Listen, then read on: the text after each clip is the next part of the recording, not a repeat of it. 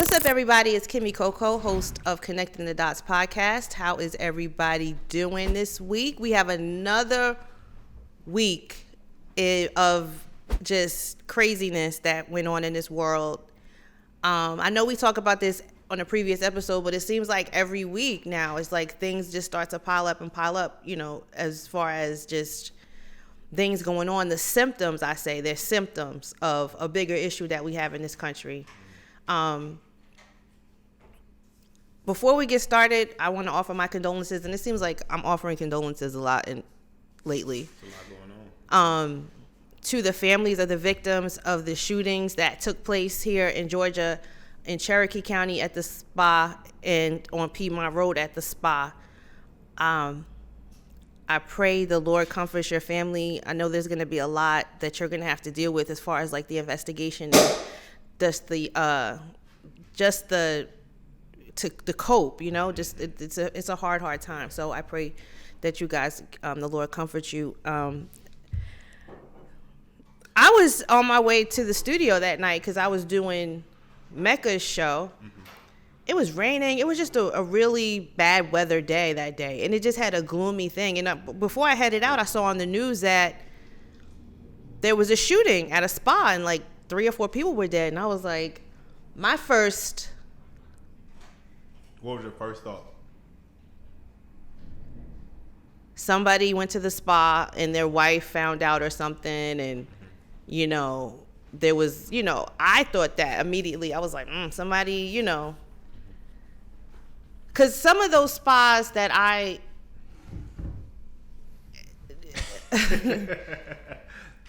some of those spas that I've seen in other states, not here in Georgia, but I know that there's some shadiness that it's not shady. I'm sure it's consensual, but you know, you get happy. Thank you. This is an adult show. We're here to breed knowledge and I'm connect just, the dots. You know, I want to tiptoe around it. I don't want to take away from the magnitude of the you know. So when I got to the highway, the cops, well, not the cops, but the street was getting blocked off, and then, you know, I was just like, wow, okay. And then I got a thing on my phone when I was leaving the studio, and it was, your route may be affected by shooting. And I was like, what? I had never seen that before. Mm-hmm. And I'm sure that's not a good notification to see coming across. Not when you're alone driving around Atlanta at night. It was 12 o'clock at night. Yeah. So, I mean, by then they had called him and da-da-da-da-da-da, but I guess they were just telling you, you know, there's still an investigation going on Piedmont Road, so the street's blocked off, you know. It's active. You don't, yeah, don't really I mean, I didn't, right. So, come to find out, it was this 21-year-old, he confessed. The press conference, the sheriff made excuses for him. It was just a big mess. Which we got to talk about the sheriff too, but I think we'll talk about him later because, you know, we definitely want to give this its due. So what did you think happened? Well, I think for me, and like once again, not to sound cliche, but for me, anytime I hear of a mass shooting like that, I automatically think what we all think. You thought what I thought? I thought that I'll say the only time I've been surprised at the demographic of a shooter was during the DC sniper. Right. Other than that, like once again, like it's an anomaly for this to have not been a, you know, this was a white guy that did this. And we've seen multiple instances in the recent history of this country. We don't even have to go back much. Can I tell you something? Yeah. In 1999, on Piedmont Road, there was a man that killed his family at home, and then he went to work and shot 9 people. Wow. And then he was riding around Atlanta, and no one knew where he was, you know, but they had, like, put it out there, like, so it just brought me back to that. Yeah. And the panic, because no one knew where this guy was going. You know, he was a day trader, and he, you know, snapped. And I think they ended up finding him dead. I think he ended up killing himself, that guy.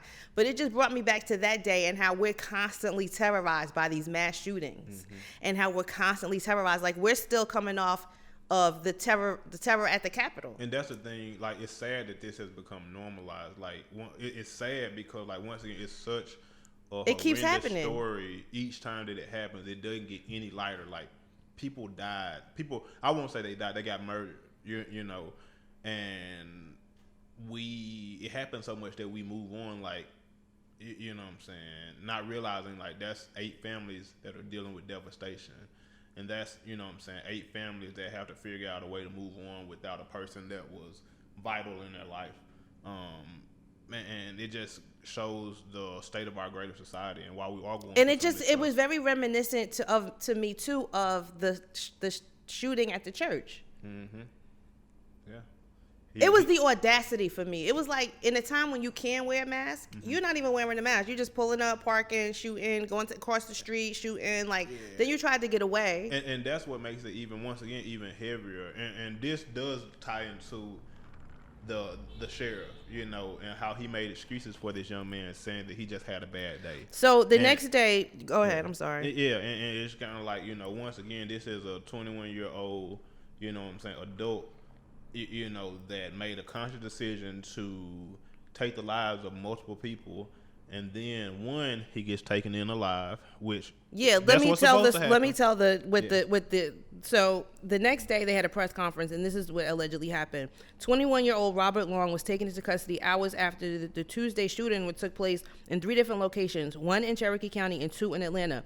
When asked Wednesday's news conference if Long understood the gravity of the alleged crimes, Cherokee County Sheriff Captain Jay Baker said, "I spoke with investigators and they interviewed him this morning, and they got the impression that yes, he understood the gravity of it. He was pretty much fed up and had been kind of at the end of his rope. Yesterday was a really bad day for him, and this is what he did." And that's a quote from Jay Baker of the Cherokee County Sheriff's Office. "This is a rare inducing, not even 24 hours. He killed 8 people, and a cop apologizes for him," tweeted Qasim Rashid, a human rights lawyer. This is via ABC News. Cherokee County Sheriff Frank Reynolds, in a statement on Thursday, defended Baker, saying his comments were taken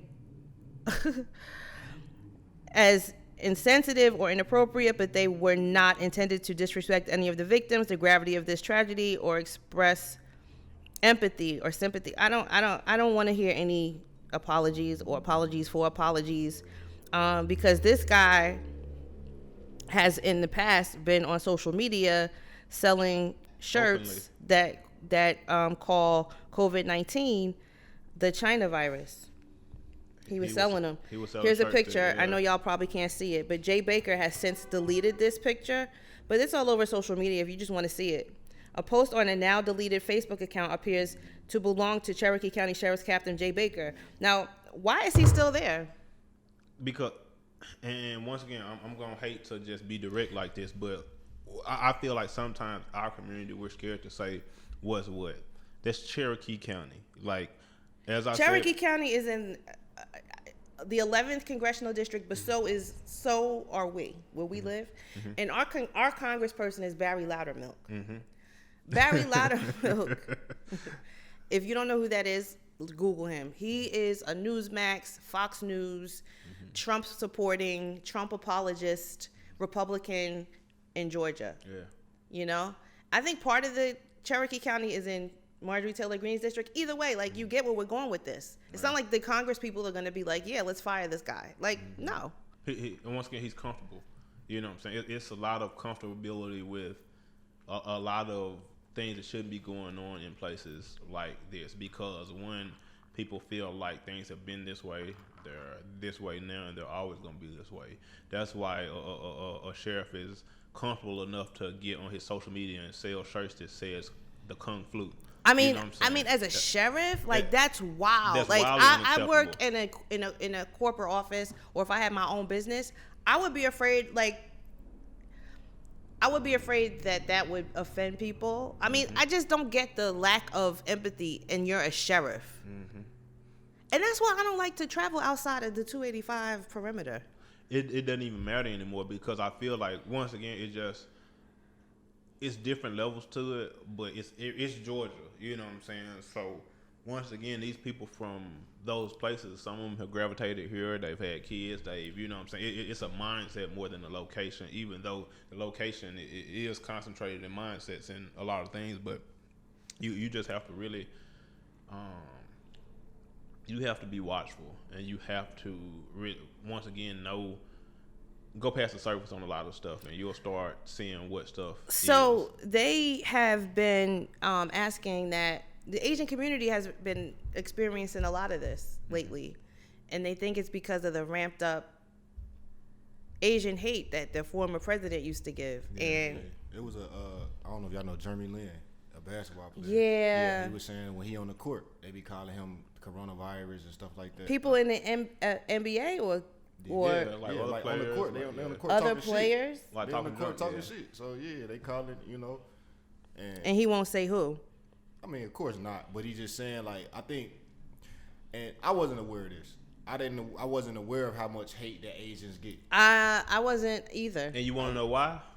Why? Once again, about to be controversial, they're silent. Like, you know what I'm saying? And that's one of the things that I think it's sad that the black community is being looked at to empathize with and to we're we do they want us to do that to everybody. Yeah, but once again, it's like you're looking to other victims to help you cope instead of trying to punish the demographic that keeps making these transgressions of hate against all of us. I feel like they looking at us for the simple fact that out of all the people that's oppressed, our message is the most effective. Like we the most effective at getting it heard. Like again, even with entertainment, we're good at advertising. Black people are good at advertisement, and that's why I always was saying like even the other day like use these big platforms because like just like I didn't know this Asian shit was going on, but in their community they like man this been going on forever. Just like again, these white people know. So what's going on, when we talk about that's happening to us, and then we say white people like we think they know, and I always say some of them don't know. Yeah. You know what I mean? Now you see what I mean? Like some of them really don't so know. I feel like it's necessary to keep pushing these messages on these big platforms. And that's why like once again it goes back to my message of comfortability. Like you know what I'm saying? Like a lot of white people, they're afforded the privilege, and that's what a lot of times when we say white privilege, they think we're talking about some magical superpower that you can fly across the sky and you know what I'm saying, everybody can see. Like no, a lot of times white privilege is literally being afforded the comfortability to ignore things. Like I'm a black man, like you're a black woman, you know what I'm saying? When we step out of the house, ain't nothing we can do to hide who we are, what group we're a part of, you know what I'm saying? It's a lot of assumptions. White people, a lot of times here in America, they get to step out and they don't have to worry about the things that we worry about because that's a comfortability that's been afforded to them. And so I feel like when you said that they don't know, that's what I call. That's the privilege. The privilege is them being able to not have to know. But the relationship that we have with the Asian community is different because we do business with them more often. I feel like everybody do. I don't feel like we got a different relationship. I don't feel like we necessarily have to step up because that's not our fight. I feel like we've shown the way. Like we fighting our own fight. Like for us, and that's why I always say about America. Like I always hate when we jumping into other countries' problems. Like when we got problems right here on our own soil. Yeah. I feel like us as black people. I ain't saying that we should like turn a blind eye to the Asian community. But I don't feel like we should be at the forefront of this fight. This is why I always tell people, at least meet us halfway. Like, you know what I'm saying? Yeah. I feel like once again, like, not only the Asian community, like, we can open this up. Like, every demographic in this country has watched us suffer for how long?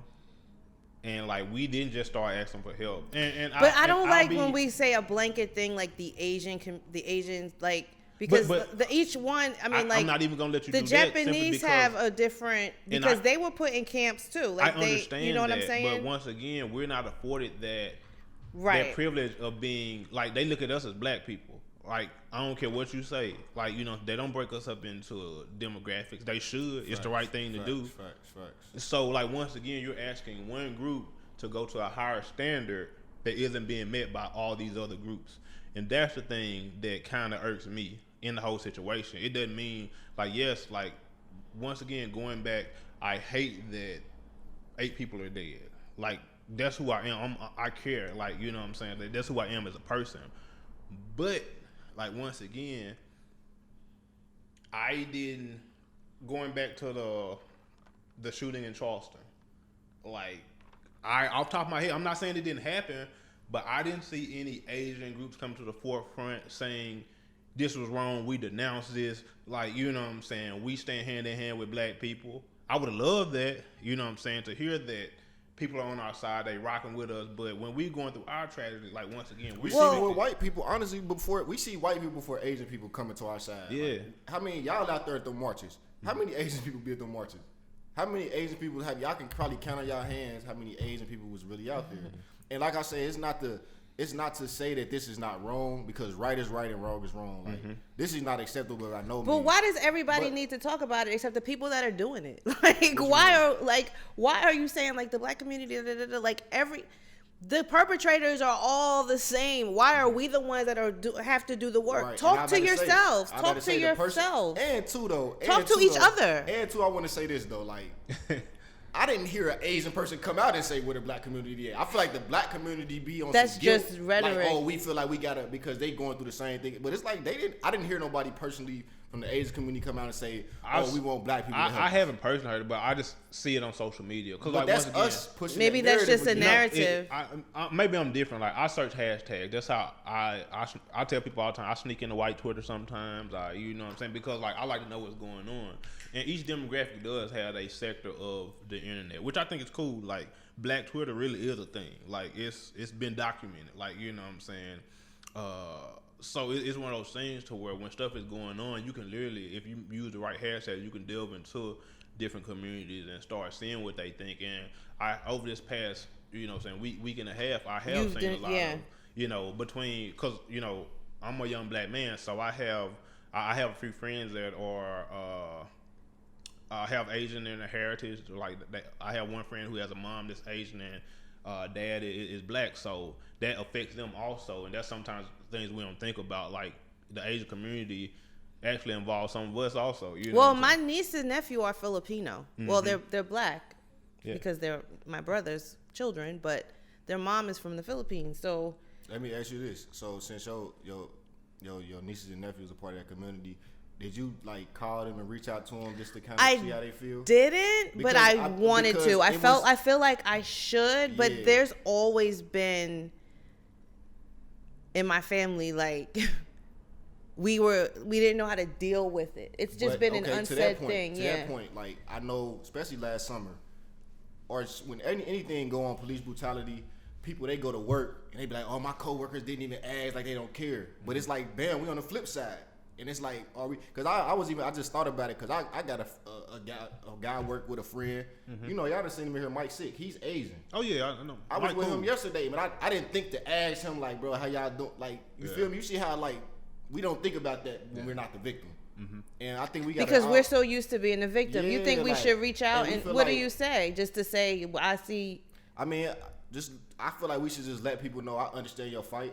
We don't necessarily have to be in this fight with them per se, or be at the forefront of the fight, but I guess show them compassion, like we want compassion for our shit. Like, yeah, I should call. I think that's the main thing. I'm gonna call. Yeah, and I don't think that's a bad idea, because, like, once again, that's one of the things I think a lot of us battle with. Like, once again, a lot of times we don't like to say this stuff, but, like, it's kind of like, how much do we take? Like, you know what I'm saying? And a lot of times, being in the down position for so long will give you a hardened attitude on, you know what I'm saying, the outlook of life, or you choose to pull back instead of reaching out and asking how you doing. Or, because like, I think when people get here, you know, they just do what they need to do to make money, to do what's best for their family, and you don't think about all that stuff, you know. But then you start seeing stuff like this. Like, I know when I was in Texas, when Trump got elected, you know, you have the option when you are Mexican to, you know, go with whichever culture you want to. Mm-hmm. You could fold into. You can switch. You can fold into. You know, you're. You know, but you see what happens. Like, now, you know that there are some white people that think that Mexicans are whatever Trump categorized them as, rapists. They're bringing bad people from Mexico. Da da da da da. Yeah. And the Mexicans that I used to work with, they were like, what? Like, they didn't know. I'm like, yeah, that's what some people think like that. Yeah. So I think every nationality now is having a wake-up call, like, yo, but that's the thing. The wake-up call has nothing to do with any of us. There's one common denominator. Exactly. And I say that there's one common denominator. So why are we talking to each other when y'all need to talk to each other? No, I think I do think we should talk to each other because it's like, damn, it's like Thanos. Like you too, huh? It's like we fighting Thanos at the end of the day. We all got to come together to beat Thanos at the end of the day. And it's just like, if we want change, I feel like it's going to get to a point to where I could be wishful thinking, or not even wishful thinking, but I feel like it's going to be a point to where America is not going to really have a majority, or the majority is going to be back. But I don't even think they have it now. I think that that's still like a lingering thing. Like even with COVID, they have the majority of power. There's a difference between like the top 1%. But they're losing it, and that's why it's getting crazier and crazier, because like the more people of color, the more different people you see are elected, are CEOs. I mean, we already took over the other games. We took over tennis, we took over basketball, we took over football. It's like they're losing it, and I think they feel threatened. Like once again, it's a scientific fact that I think they said by 2050, 2055, they'll be the minority. We'll be a racially indescript I thought it was sooner. I thought it was like 2030, 2035 or something like that. Yeah, but I'm just saying. It's because of all the race mixing, like you won't be able to tell who's what. Everybody's gonna have a different look. But it's the power. It's the top 1% of the world controls 99% of the money. So I don't think people understand when we said that. Like, just imagine, like, once again, 1%, like, you know what I'm saying, of the world controls all the world's money. Well, we found out, like we talked about on the last episode, the majority of the people that were qualified for the stimulus had to make under like $80,000 or $85,000, and that was like 80% of the people. Mm-hmm. So you mean to tell me the top 1% only makes over, say, like $400,000, $500,000? That's crazy as hell. Yeah, I think that's the threshold. I think the 1% is like 500,000 or 400,000. I don't know. I forgot. But I don't know. It's not a million like you would think. Yeah. Like, but the like gap is so wide, and it's getting greater. Like, you know, you would think that, like, once again, like people doing the stock market now, it's like the cool thing to do. People are finding ways to try to make money, and no matter what you do, that's how far ahead these people are. Like, you're not gonna catch up unless you want. It's gonna take generations. We was on the phone the other day, and it's so crazy. I've been having this conversation for the like. It's a reoccurring thing, and it's kind of speaking to me anyway. But your friend said, Kim, she was like, life insurance. That's like, the key to generational wealth. Yeah, like, you feel me? And that's what I feel like. That's what they're doing. Other communities, I don't even say white. That's what other communities doing that black communities are not. So that's the thing. She said real estate and life insurance are the keys. Because I just like. But you know what messes that? Yeah. Because I'm still trying to understand the life insurance thing. Like, it's like I pay $50 a month. If I pass away, my family can get $1 million or some shit. Like how does that work? Like, no, okay, I'm gonna explain to you. I'm gonna break it down because like I had a life changing moment too. Because I used to live on the east side. Like when I first moved here to Atlanta. I lived in Ellenwood, right off of River Road in Panthersville. Like, y'all ATL folks, y'all know what I'm talking about. But one of I used to go in the gas station. You know, it was 2 gas stations, one on each side of the road, and I used to go to one of them like almost every day to like, you know, get a snack like for lunch or whatever. I used to talk to this guy. He's a Middle Eastern guy, and like, you know, he knows I'm very community oriented. I'm, you know, out here with the people, you know, when I can be. And we got to talking one day about, you know, why, you know, because I'm super pro-black, and he basically, we got to a conversation, he was like, it's a reason we move here and move into your communities. Like, you know what I'm saying? Because, like, it's a sense of, it's an easy way to get in to get generational wealth. Like, if y'all ain't got no gas stations here, I can come in, I can open up and supply a service to your community that ain't nobody else serving. And he's like, what they do is they'll put in all their money and go in together to buy a gas station or whatever. It doesn't even have to be a gas station. It could be any kind of business. And they literally take turns, like, you know what I'm saying, we'll start your business now. And they use life insurance to fund it because, and we look at death as a bad thing. In other communities, like, it's kind of like it's an inevitable. Yeah, I think that black people have a weird relationship with death. It's like so death, there's phases, right? Like, you go through the mourning process, you go through an anger process, you go through, and there's no time limit on it, there's no nothing. But I think that we become a people that just is stuck in one, like the mourning phase. You know what I'm saying? Like, for so long that we never get to the point, like, where we come to grips with the fact that death is a thing. When you come to grips with the fact that death is a thing, you think differently. You think about life insurance. You think about your will. You think about your savings. You think about, and because for so long, we didn't used to be like this. This is new. Like 2 generations ago, I would say, like the insurance man, it was a thing in my family. The insurance man would come with the book.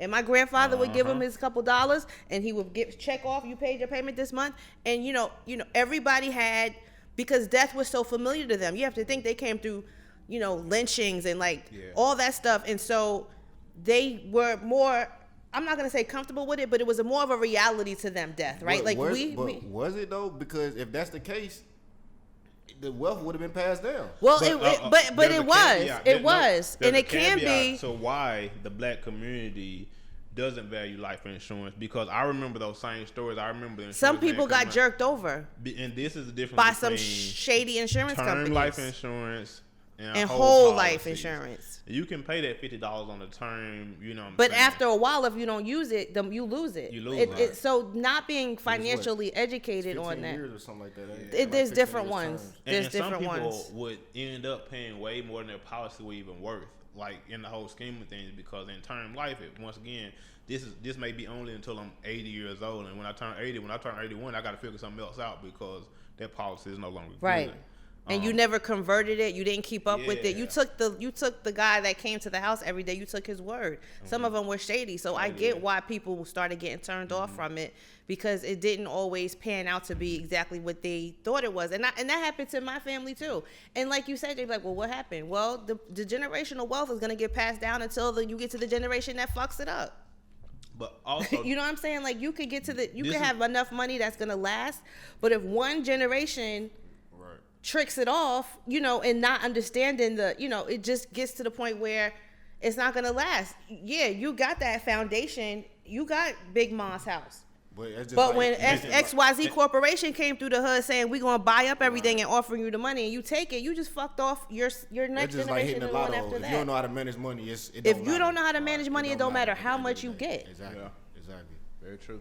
So it's passing down that to the financial literacy and just understanding what your ancestors went through to get it and keep it. Mm-hmm. And that's why I always tell people, like, if y'all don't take nothing else from this show today, get y'all a will, man.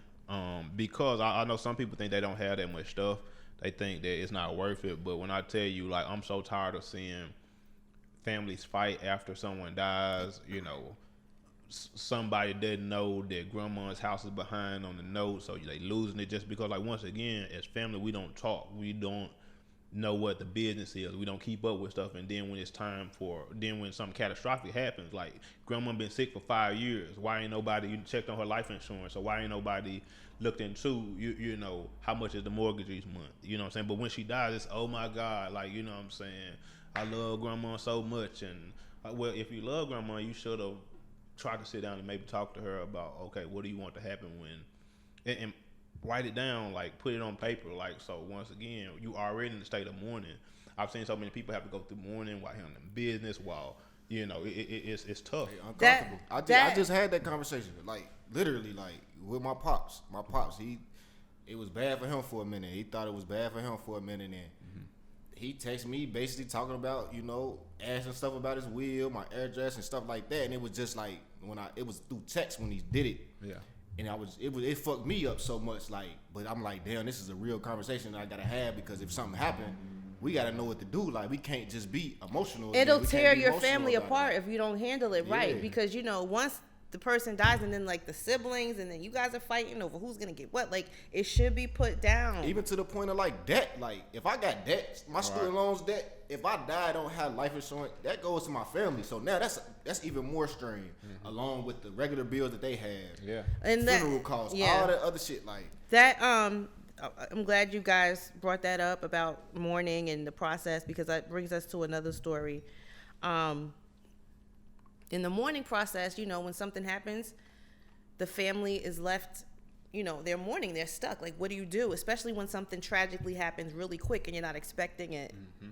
So a lot of what happens with the people that are killed by police officers catches families off guard, and they're very vulnerable. And if you don't have a lawyer on deck, and besides life insurance, I suggest everybody get a lawyer. There is a thing out there for prepaid lawyers. If you might know a lawyer, you might want to get to know a lawyer. You might want to just shop around and see other lawyers. Always have a lawyer in your pocket. Always have a family spokesperson. If God forbid something happens, and I put this on Facebook, I used to be joking, and God rest my sister's soul because she died before I did. But I put on my Facebook one day, I was like, yo, if something ever happens to me, you are not to let the news interview my sister. Yeah. You are not to let the news interview my mother. You are not to let the news interview anybody in my mother's side of the family unless it's like my mom's sister or her kids. That's it. Yeah. Because I know them. And I know as soon as the lights and the cameras and the action comes, it's going to be some bullshit. So if you know that, like, be honest with yourself about your family. And if we all got family that's in that line. That's my story. But like I said, my sister died before I did. We don't have to worry about that anymore. Yeah. But in the case of some of these other families that are caught off guard and they're hit with tragedy, people come swoop in. And of course, you're looking for the fastest and the best thing because so much is going on, right? I see that happen a lot with attorney Ben Crump. Everyone familiar with the Tamir Rice story? Definitely. That was a huge... Tamir Rice was huge case. I believe he was 14. 14, I want to say. And the police pulled up. He was playing with what they thought was a real gun, and they shot him.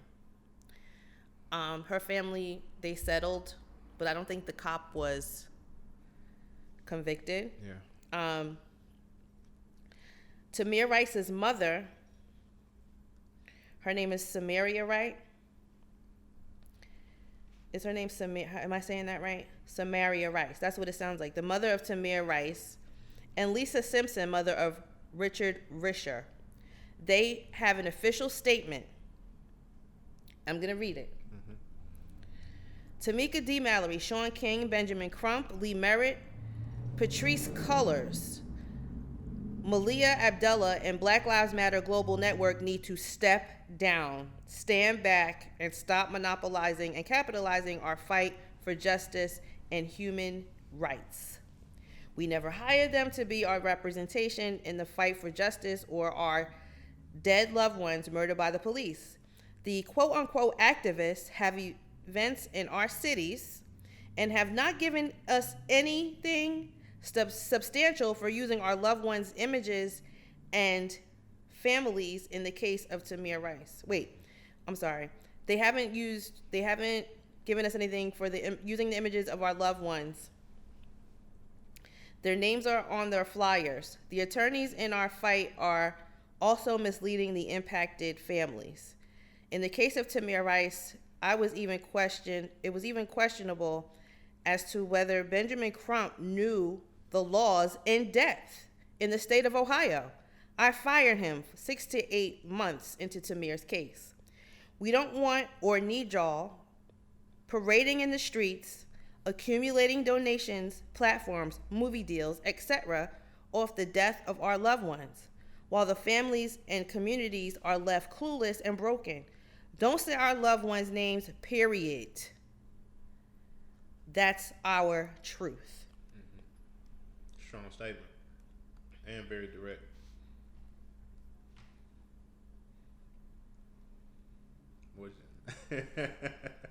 What do you think about that? That was a lot. Quiet on the set. Quiet on the set. I mean, I get where she coming from, and I respect it. Ben Crump is a personal injury lawyer. Yeah. Can we start there? Okay. That has nothing to do with what he's fighting, is what you're saying. What you got on it, Jay Black? Like, I respect. You can never tell somebody how to mourn. Right. I respect his mother. I respect her views. I respect all that. Yeah. My thing is, as her wishes is, don't say our kids' names. So okay, bam. Say if they stop, or say when everybody stops when y'all protesting, when we out protesting in the streets, the one thing is say his name, say her name. Yeah. So, okay, what if we just stop saying names and we just fight the cause, police brutality? Do y'all feel like these families would feel like, oh no, this my, would they feel like their son should be mentioned, even if we just like, oh no, we just fighting police brutality. Mm-hmm. We ain't gonna say no names because we don't want to get no families involved. We don't want to offend nobody. But it could be families that take offense, like, oh, you're not putting my, or if you saying names and you forget a family's name, oh, you're not saying my son's name. I think that every case is different. Every family is different. The way every family wants it handled is different. So why everybody has the same lawyer, I never understood that. Like, I never understood why, if I'm working on a case, but I guess in this situation, and I could just be missing it. Where's the lawyer even playing a role into where these families are disrespected? Well, I'll say this.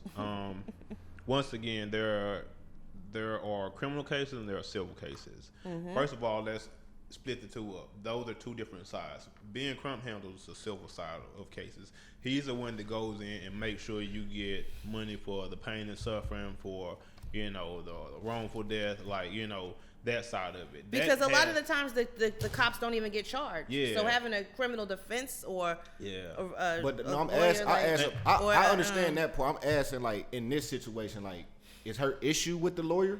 I think it's a combination of things. Because one thing I can attest to here, they all work together. Yeah. All those people. But so did this lawyer help her get that settlement? No. Because she fired him 6 to 8 weeks. Yeah, I'm about to say she fired him, so they have a bit of a different situation. The issue is, and I hear everything you're saying, Jay Black, and I somewhat agree, but this is where I understand her anger, because we talked about on the last podcast how Black Lives Matter, the organization. Mike Brown's father is also seeking to money from the Black Lives Matter organization. Yeah, because they received $90 million. They have over the last past year or so, and that family hasn't seen anything. And we must be very transparent that a lot of these organizations do benefit off of the pain and mourning of these families. And so I think from Tamir Rice's mom's standpoint, I imagine it had to be really, really tough to, get Tamir Rice, his name said over and over, but you haven't talked to one of these activists from the community in months. You know what I'm saying? But yet you see them on TV hollering Tamir Rice this and Tamir Rice that, but nobody's reached out and asked you, hey mom, how are you doing? Like, y'all need anything? And that's not saying that, like, once again, it's a lot of, that's one thing I can say about here in Atlanta, like, we don't all talk to these families, you know what I'm saying? But I know each family, for the most part, has somebody that has been there with them from the community. And that's important, because those are the people that do know, okay, it's okay to say Tamir's name. And those are the ones that know, okay, it's not okay to say it. And you need that instead of going out. I mean, I think that what happened, like, Mike Brown got killed in Ferguson 2014, but he got killed in August. Yeah. That same year, November, Tamir Rice got killed. He got killed on my birthday, as a matter of fact. So I think what happens is some cases take on a life of their own, and some cases don't, just depending on, I guess, the energy, the attention, or what all goes on. And it happens so often, too, just by sheer number. But you can't take away from one for the other, because they're all equal. So that's why I never understood, like, these are happening so often, and they're bringing so much attention to the cause. How are you giving equal attention to each family when everybody is using you? Yeah, you can't though. You can't, because we even see that, like, even with Jabari. Monteria Robinson was here, and we were talking to her. That happened, but that's not a big case per se. Like, we know it because it's more of a local thing. But if we go outside of Georgia, I don't. So who decides? How do they decide which case gets more attention than the other? It just comes with. It's just like what goes viral. You don't know what's gonna go viral. That's kind of like George Floyd. Like, why was that case? You know what I'm saying? Lots of black men and women and children have died at the hands of police. Why was George Floyd? Because it was the sheer it was just straight out. So you telling me, but that's what I'm saying. So you telling me that's the audacity, and that's why it's so hard, because you telling me that you can say it was a sheer audacity in this situation when it's 100 other situations over here with just as much audacity. And with those other ones, it was assumed, like, Mike Brown, before anything happened, it was like, oh, he stole something from the store. You know what I mean? Tamir Rice, it was a toy gun. We didn't know whether it was real or not. Like the narrative got out there before the real story got out there. So it was kind of like slow to grow. But everybody at the same time saw this man get that knee. Like regardless, I don't care what he did. Like he's not even fighting back. He's very apologetic. Like it was just, I think that it was his demeanor that brought the empathy out of everyone. It was just how he was just like, yo, I'm sorry. But can even we? With what you call it though, it didn't get as big. Botham Jean. This man was in his house, like, man, and that didn't get as it big. didn't as to this me. story, like. To me, Sandra Bland didn't get. I'm thinking about Sandra Bland, but the only reason I didn't say Sandra Bland is because they can get at She was reading in jail. They can get at reading she was giving an attitude and this and this and that. Like, Right. You feel me? They got that little narrative to play with, even though it's some bullshit. They got that They narrative did that. to play for. They did Botham that. Jean, they have no narrative. This lady walked in this man's house. Yep. You feel me? But it the wasn't that narrative outrage. is her fear because there's a black man in her house. That was the underlying thing. And You once know. again, how telling is it that was a default story that they tried to use to appease the situation? Because they can relate to that. Everybody can relate to the big black man fear. Everyone could say, "Oh, I would totally be afraid if there was a black man in my house." Everyone could say that, and people would. And that's why each one. That's what I mean. Each one is different. But I never understood, and I always said this, and everybody's like, "Well, who else is gonna do it?" Whenever I say like, isn't it funny to somebody that the same lawyer gets every single that doesn't, you know what I mean? Like as a mother, I would feel the same way. But the one thing I will say, like once again, I don't feel any kind of, I don't like him or dislike him, but one thing I can say, you don't become the man by not getting results. True. Being Crump's name is huge for a reason. So one thing, like no matter, like that's like Kobe Bryant. God rest his soul. I love Blackmond to death, but I hated him when he played. And you want to know why I hated him? It was because he was good at what he did and he got results. So I'll just say that about being Crump. If you look at, you know what I'm saying, don't just look at one side of the spectrum, because like once again, there has to be something going on if Tamir Rice's mom is feeling the way she's feeling. But on the other hand, like I always tell people, things can be the same way at the same time. You know what I'm saying? You don't have to, the world isn't all black and white. There's gray areas, definitely. People don't like it, but there are. And so you have to look at situations and really just sift through them on a case-by-case basis, because, you know, no details are the same. They don't get paid until you win. Yeah. So that's how they get paid. He takes pro bono and other civil rights cases that put your rights at center stage. If your rights have come under fire, Mr. Crump and his team are ready to fire back. So that's according to his website. That's what he does. And so he's taking on these cases for free. He's taking on these cases for free. So the way he gets it won is by winning. He gets these people, all Sean King, Ben Crump, they try everybody in the court of public opinion, because as soon as this case happens, they review it. Okay, send this out. The media, now you have 2 million followers. 2 million people now have your perspective of what happened. Yeah. And one thing I will say, I don't know how true it is. Like maybe listeners can, you know, I haven't been through the situation. Now, hopefully, I never need Ben Crump, but it's one of those situations where I've heard him say that we are nowhere where we haven't been called. So that makes me wonder also, like, how the interaction gets started. Well, you know, like you said, if that's the person that gets things done, you call them, and you're desperate at that point, because everything happens so fast. You got to think about it. The cops are involved, the detective is involved, the lawyers, they're already, you know, they're already putting their stuff out there. They're already covering their tracks. So you got to act quick. And there's deadlines, there's things that need to be signed, they're pressuring you. You got to think quick. And if it's the quick thing, what, you got to call your aunt? Do you know anybody? Your cousin? And that's what I was going to say. Like, even with what we was just talking about, like, again, I respect where Tamir Rice's mom is coming from, like, and all that.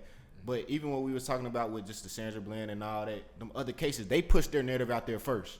You feel me? They pushed their narrative. So it's like, why not use our people to push our narrative? They pushing these narratives on Fox News and on these big-ass news platforms.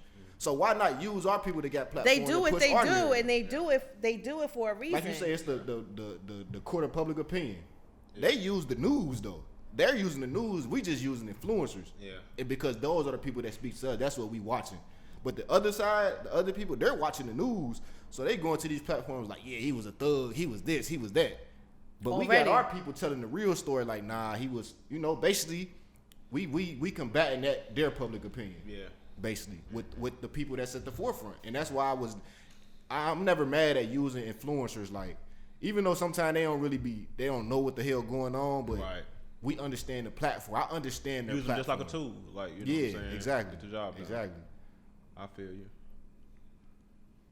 So people had a problem when they saw Tamika Mallory on the Grammys, and that's what kind of, I think, sparked the conversation on Twitter, like you said, Dom, on Black Twitter. I don't know. I'm asking, what's her like background? Like, where did she come from?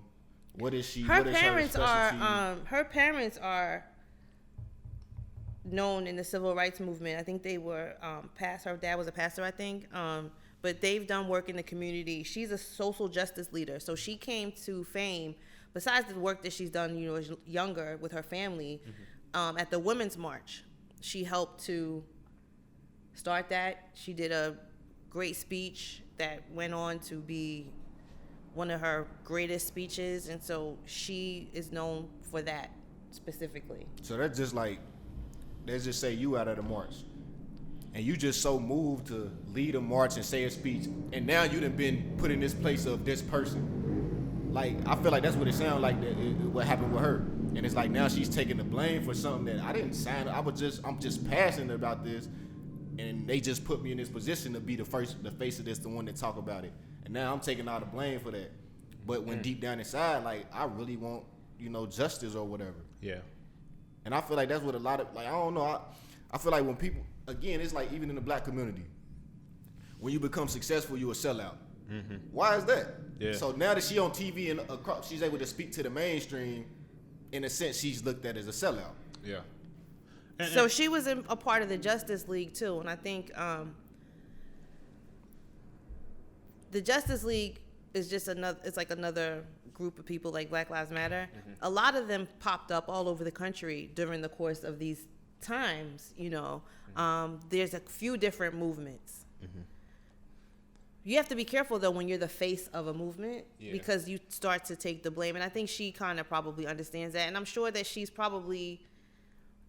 I hope at this point, and like once again, you can't make anybody talk to you, but the only thing I hope is, because like I always tell people, one thing I learned very quickly in the activist community here in Atlanta, you're not gonna get along with everybody, you're not gonna, be buddy with everybody, but the common goal should be of mutual respect, because there are different movements. Like everybody isn't a peaceful protester. Like some people like want to go get some guns and like mount up and defend, but like some people, they not about that. So you have to find your sector of like-minded people, and of course it's okay for y'all to group up, but just respect other people's journey, respect their movement. And I always tell people, sometimes the biggest respect you can give people is stand out of their way.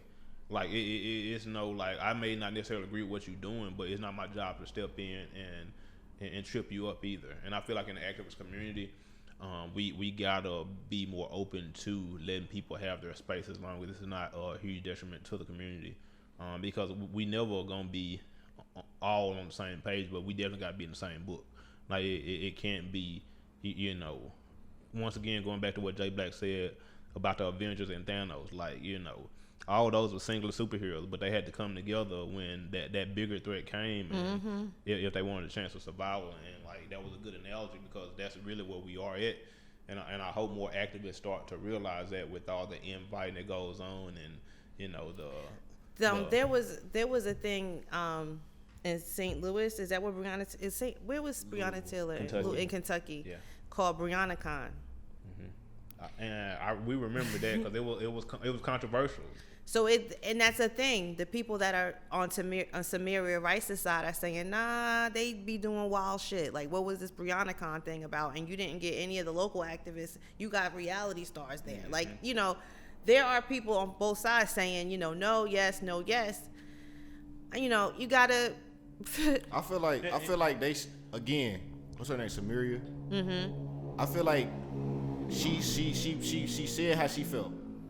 I feel like the people that she's talking to should go and make it right with her. Talk to her and go make it right with her. But at the same time, I feel like once they do, and if they do, make it right, I feel like she should come out and say that too. Like they tried. We talked about it. Yeah, blah blah we blah. got on the same page. That's just as important. Yeah, it's just as because you're able to call them out. Like all the negative press is pushed, but they don't never when everything is reconciled and all that never comes out. And I just feel like I think for our community, I think that's important. So here's the thing, and I agree with this. This is a tweet I saw from Lonnie on Twitter.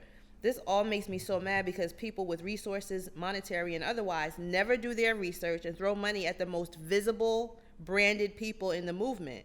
Sean King, Tamika Mallory, etc. Been on this shit since the beginning. They always survive call-outs. Yeah. So, we saw during the movement last summer after what happened to George Floyd, corporations and entities that were pushing money out like to clear their conscience, like, right, I'm going to contribute and that's going to make all things right.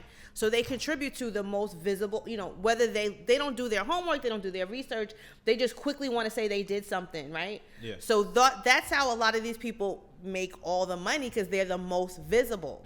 And I think that's the argument. The argument is, okay, what are y'all doing? Like, I know people think that you're the face of this thing. So what do you do with the money? Do you even report to the family all the money you're getting? Like, don't you think some of it should get siphoned back to the family? Yeah. I think that's a bigger problem. And how much do you charge? How do you even establish that? Like, hey, I'm going to say, because think about it. How many, like, honestly, just here in Atlanta, how many cases are y'all fighting? Right. It's one every day. Yeah. Every day it's a new case. So it's like, how do you? That's why I say it's just it's gonna get to a point to where you just don't say no names, and people gonna feel disrespected, but it's just gonna have to be a broad thing. And then, like you said too, like there's the civil part and there's the criminal part. Yeah. So if they don't get a conviction, they still feel like the civil is a win. Yeah. But when is that? That's not really. Is it really a win though? When the family gets money and the cop is still. This is why I always tell people, like, and this is why once again it's so important to if the families are open to you getting to know them, on that level, like get to know them, because you won't be leading them down the wrong road with your influence or with because I always tell activists, my job isn't to solve your problems. It's kind of like if I'm an activist and I'm out in the community and this family needs me to be a spokesperson for them, I talk to that family. If they're not comfortable with me saying something, I don't say that. You know what I'm saying? It's literally that simple. And you can avoid a lot of problems by being open with your communication, being open with your intentions, and then, like, once again, holding yourself accountable to know that, like, if I become an activist that's on Sean King's level, because transparently speaking, like, Sean King is the one activist that has been in quite a few issues with money. Like, you know what I'm saying? He's had a few instances where families have been like, what you doing with the money? What you doing with the money? And it never necessarily gets answered. And so, once again, if you're going to slide into this position and use your platform to help people, just be transparent about it. Be transparent. I feel like that's becoming a thing on this show. We say it at least once. Because you could always say, "Oh, I got caught up with the next one," so that's why I haven't been asked. And too, it just again, like, once you even just listening to this, like, the whole fight, it doesn't even have nothing to do with justice. It's about money. It ain't even about getting justice. Like, you feel me? It's about, y'all ain't giving me no money. So a win would be the settlement. A win is a settlement. That's what I'm saying. It's kind of like, this is why I always tell people, law is business in the whole scheme of things. Like, you know what I'm saying? So once again, you not getting justice on this side doesn't mean you should walk away empty-handed on this side. And once again, some people want money, some people want justice, some people want them both. So, you know what I'm saying? Because I always hear people say, this family took the money. They must not care about getting justice for the cop, or like they sold out because they took what was legally theirs. You know what I'm saying? So, once again, going back to communication and being with these people, because I always tell people, even if you win a case and, say for instance, if a cop does go to jail, that family still doesn't have their son. They still didn't have their daughter. And they may have millions of dollars now. But justice was served. Yeah, that's what I'm saying. But it's that pain, that mourning, you know what I'm saying? That's one thing I always teach people about money. Like, money can't solve everything. Like, it's people that have all the money in the world, they still die. They still go through some of the same pains and hurts, or they share the same sunlight as you. So some stuff is just, You know, it's human. It ain't got nothing to do with money. Your feelings, your emotions, you know what I'm saying, how you feel that particular day. Like, we all got to take that human factor into account when we're dealing with people. And sometimes in the activist game, and a lot of other games, it becomes transactional instead of, are you here to really care and really look out for me? And that's why so many of these families don't know who to trust. And I agree with you on it's about building relationships. But again, it's probably like, let's say about 10 people that's at the forefront, that's the forefront. Yeah. And we just said it's hundreds of cases in Atlanta. Somebody's gonna feel left out. Nobody's. It's Definitely. Always gonna be a problem at the end of the day because it's gonna be. Say if I'm with Tamir Rice's family, George Floyd's family, but I'm missing Jabari and Robinson's family. I'm not dealing with them. I'm just paying attention to these families because if I'm building a relationship, it's like, man, okay, I can only take on so many families. And that's something you got to realize as an activist too. Like, it's not your job to save everybody or to think you some superhero. So like, why accept every case that comes your way? Every single case? And like, once again, I always tell people, that's the thing about life. You can't always see stuff. It's easy to look back and see patterns over time. But when you're in situations like Jay Black was saying, like when we got to make decisions quick, when stuff is ongoing, like it's not always as easy to see the long game picture. It's easy now. I'm sure even with Tamir Rice's mom, like, how long has Tamir been dead? Since 2014. Since 2014. So that's basically years of her holding in. You know what I'm saying? Probably maybe the cop got off, but she did get a settlement. Yeah. But so I guess and I don't even want to say that, but like, I guess what I think we should just figure out exactly. She just really wants people to stop talking about her son. If that's what she wants, I feel like she we should wants just respect people that. to stop. She wants them because she fired them a long time ago. But what she's saying is like, stop trying to capitalize off all these families' names. Like, you have events for all the families, all the mothers, and you're at the march and you're like, say his name, Tamir Rice, da da da da da da. And she's like, stop doing that. Stop monetizing off of the suffering. Because I think it's always going to be, it kind of goes back to, we talked about life insurance and funerals. Like, one thing you can count on, like, and it's tragic, but like, death going to happen. Like, all of us in this room going to die. Like, I hope it's nothing that, you know what I'm saying, it's tragic. I hope we all get to be old and die peacefully. But there's a chance that may not happen. You know what I'm saying? Every day I step out my door, I know it's a chance I may not be going back home. So Tamika Mallory responded. Oh, she did? Yeah. On her podcast, she said, from my perspective, I want to make sure that as a mother, I speak directly to Miss Rice. She says her and some other individuals, but that two have never communicated with her. I want to just make sure that we start off grounded in the fact that nothing we say today is an attack on Miss Rice. Quite frankly, Miss Rice is right, Mallory continued. I support 100% how she feels and what she has stated in terms of her pain, in terms of her son. I feel like we all have failed her. The fact she did not get the proper justice for her son would make anyone angry. So I totally respect the pain and the trauma that she feels as a mother. Rice also accused activists of evoking her son's name and reaping the benefits. Mallory addressed that accusation specifically saying, I think it's important to clarify whether we have used Ms. Rice's child, her baby, in campaigns or in speeches, fundraising. We have not. Other than potentially calling the role of all people who have been killed by the state. I have been very careful not to speak about cases or individuals that I have not worked directly with the families, particularly in this situation where, as Ms. Rice stated, we never even met. She reiterated, I would never be so disrespectful to speak about her child or have a campaign that uses her child or his name to uplift any cause. I think that's really, really important to state. Ms. Rice has said that she wants me to not speak on her child while I have not been doing it in the past. I'm very, very, very careful going forward to ensure I respect her wishes. Even if we feel that we are all in the names in order to make a bigger point, we will be very, very careful not to disrespect her wishes. In Rice's Facebook post about Tamika Mallory and the Grammys Award, she used the word bitch, which she apologized for on March 17th. I could have said it different, Tamika. I didn't have to call you out your name, but baby girl, you out of pocket. You out your lane. I did what I did. I said what I said. Could I have said it different? Yes, I could have. But at the time, it got me angry. And here we go once again. Maybe you should have the mothers on the stage with you when you're out there.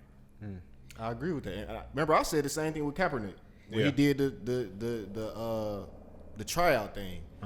If this was your fight, you should have had these families out there. You in Georgia, you should have had those families out there. So I agree with that. She got really. I mean, I think what really got everybody pissed off was And I when hate she was that on the back and Grammys. forth, Like, yeah. why are you on the Grammys? I think that was great dialogue. I think that was great dialogue. But, I think Tamika Mallory, she responded well. Yeah.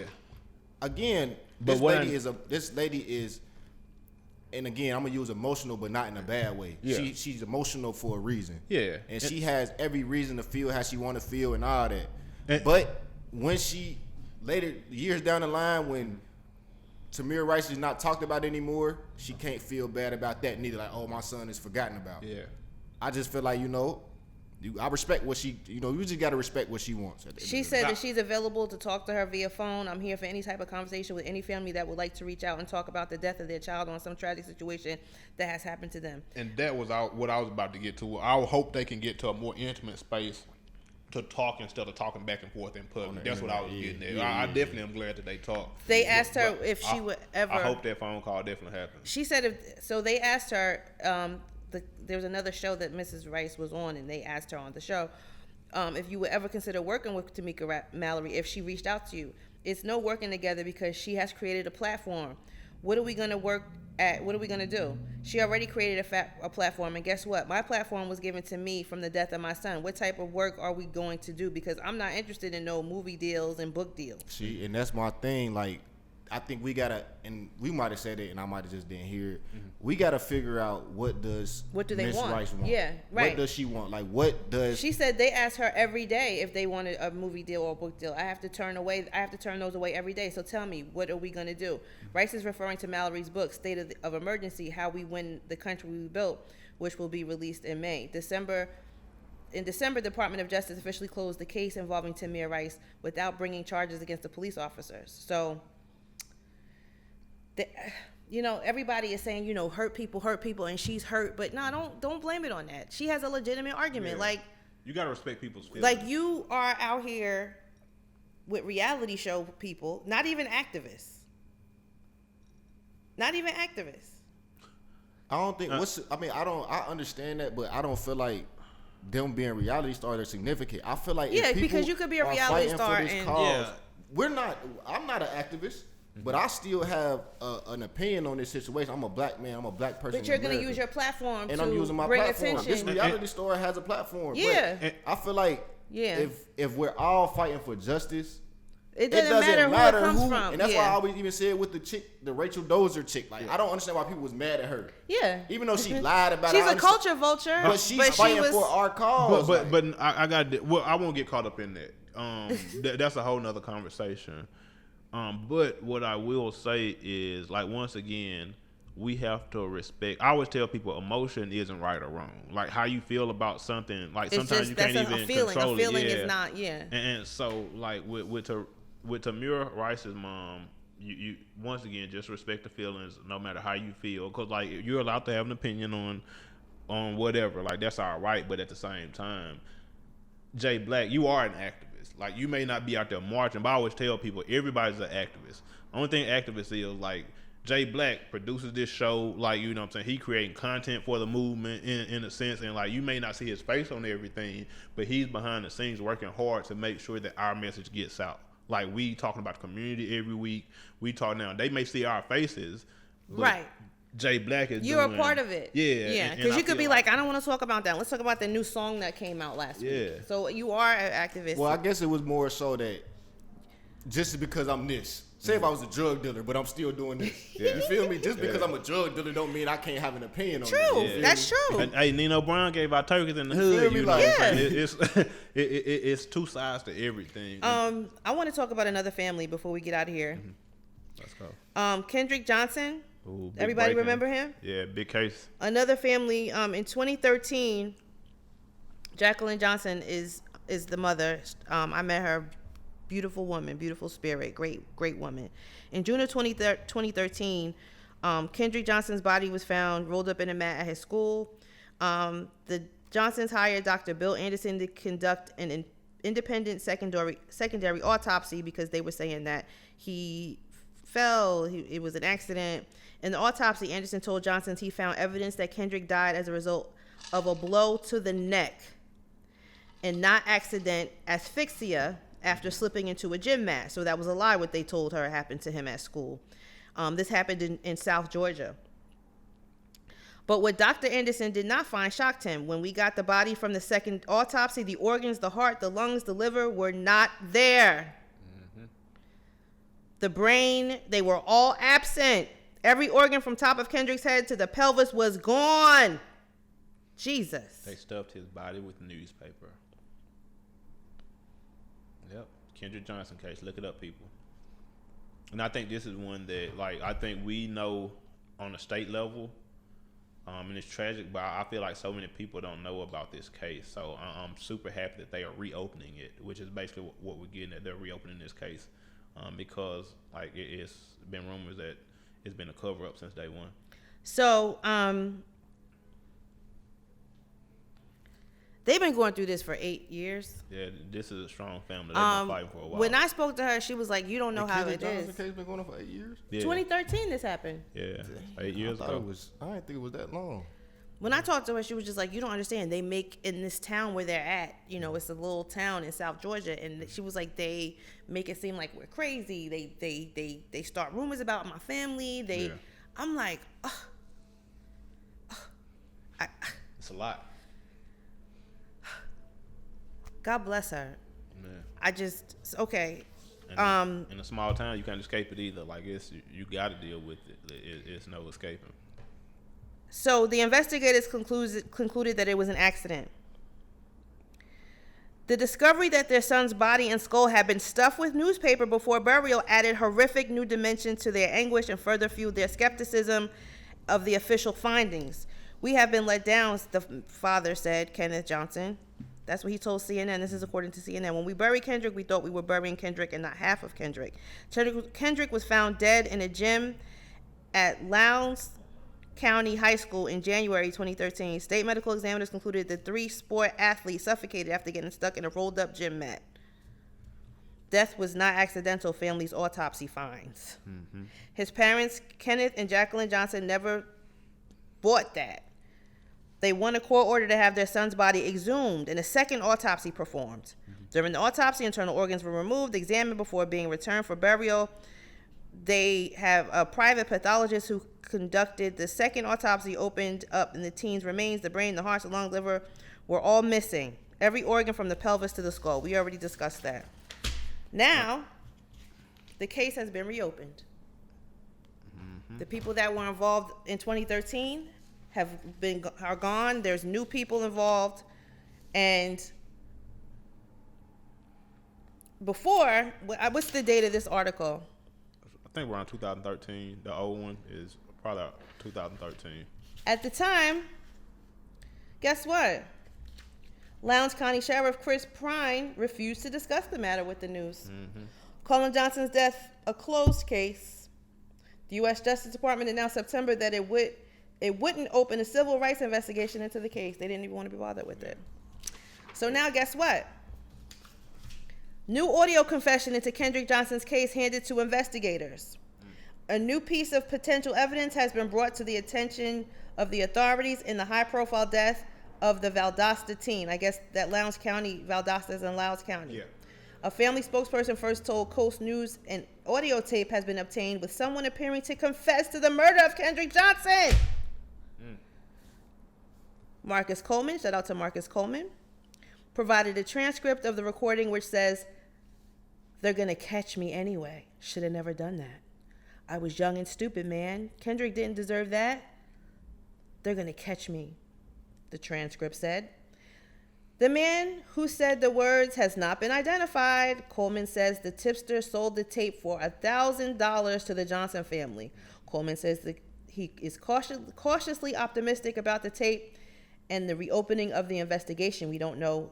There is what appears to be a Caucasian male admitting tearfully and fearfully to killing Kendrick Johnson, Marcus Coleman said. Shout out to Marcus Coleman. I don't care who does what and what activist does anything. He is the truth. And he's considered, I'm about to say, if it's one consistent person in Atlanta. If there's one consistent activist, leader in this city, mm-hmm. That's the one. Yeah. If something happens to me, you call him. And Attorney Griggs. Noted. The live wheel. And Attorney Grace. Right here on tape. We got it. Shout out to you too, G. We see you out here still doing big things. And Dante Carter. Yeah. And you too. Thank you. So, yeah, that's crazy. Go ahead. No, I mean, soak that in. I mean, I don't even know what to say to that. Yeah. I mean, I hope that they get to the bottom of it.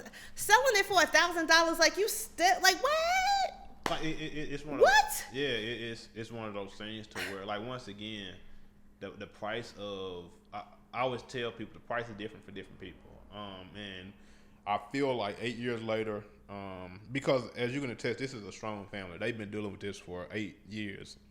You know, it's almost a decade of fighting for justice for their son.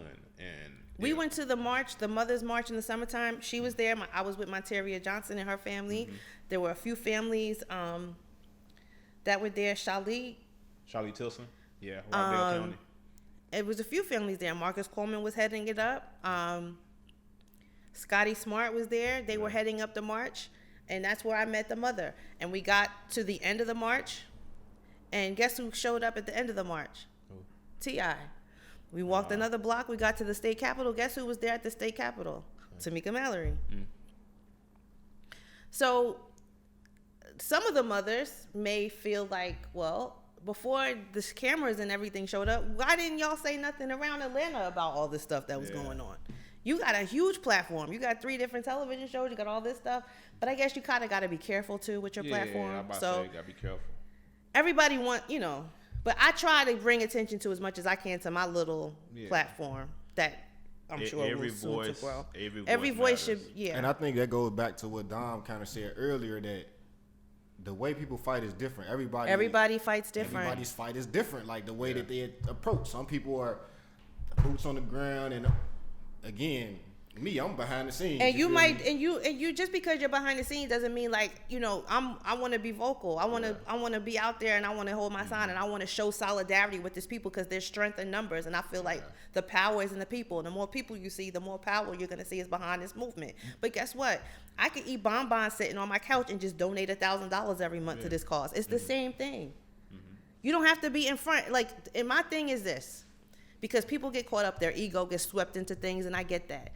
And sometimes, let me tell you something. Everybody wants to be the face of something, but the movement, every movement doesn't need a face. They need feet. Yep.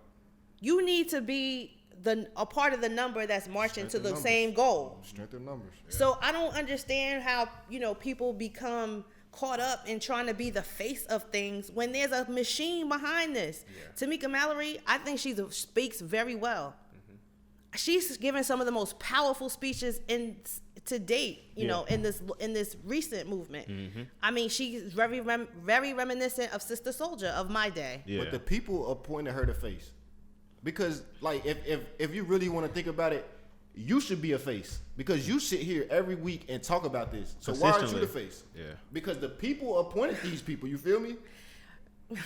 because I don't go out there and be like, I'm the face. You got to do that to be the face. I call it the Jay-Z effect. Like, saying how like in rap music, like a lot of people had issues with Jay-Z calling himself Hova or like the greatest thing that ever happened to the rap game. But all these years later, that's what a lot of people hold him up as. Like, I agree with that because even with Lil Wayne, he started calling himself the best rapper alive. Exactly. T.I. started calling himself the king. Like, you gotta kind of proclaim. You gotta tell people. And that's why. Right, but I'm not that person. You know what I'm saying? Like I could very well be like, because it's gonna be another podcast in Atlanta, and they're gonna do the same thing I'm doing, and they're gonna say they're the thing.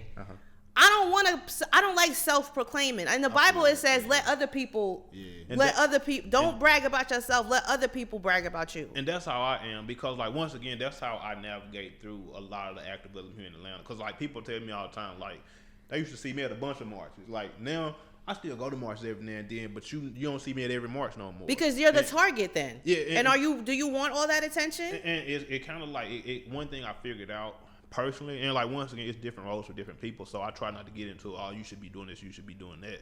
But one thing I figured out in activism for me, it isn't always a loud voice that wins a match. Because for me, one thing I figured out as I started this Atlanta, like, this is one of the places that I feel like everybody is somebody. Sometimes you don't know who you talking to. Yes. Like, and it could just be the right. guy sitting in the corner. Like everybody else got. But there's a you don't know. But everyone is a part of a machine. And I learned this from one of my homeboys, Dave. Dave is a super quiet dude, pretty into script. But I had the privilege of meeting him. Yeah. And like all the people you see on TV, like in the hip hop game, like anything dealing with business, like if I call Dave, like, and then this the quietest dude ever, like if you don't know him, but like if you talk to him, he can pull out his phone and make some stuff happen.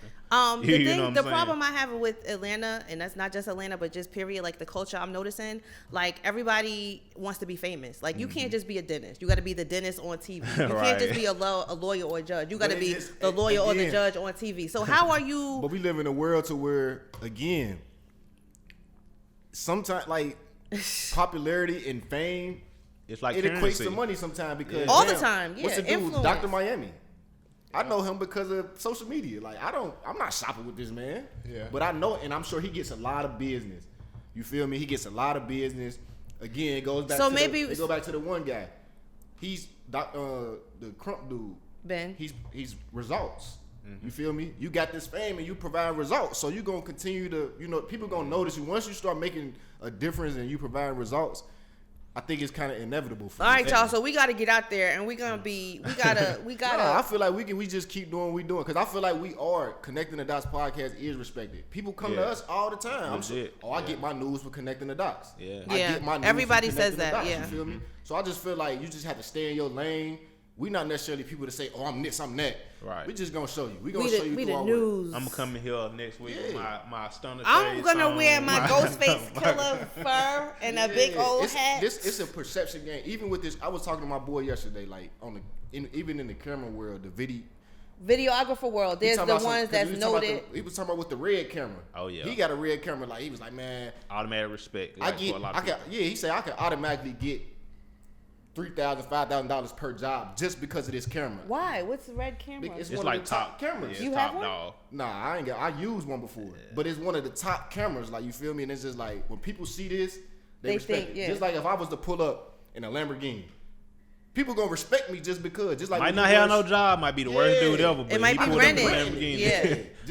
just like you get a different response. Well, I know as a man, I get a different response when I got on a suit than when I got on a jogging suit or a sweatsuit. Yeah.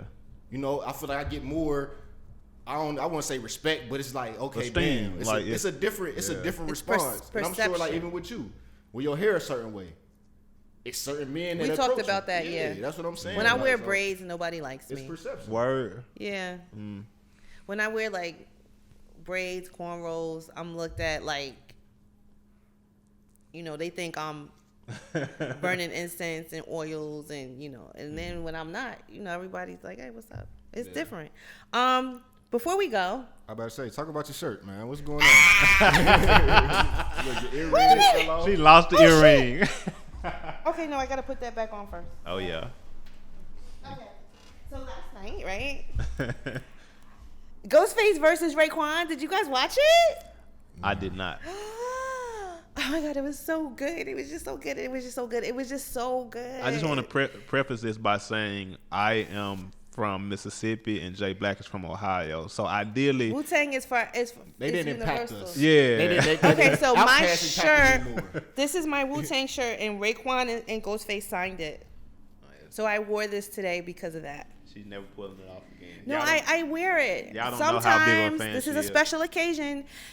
It was really good. It brought me back to the 90s, and it brought me back to just Wu-Tang and the feeling. And it's just like hip-hop felt so good back then, and it was just great. I love what they're doing with Versus.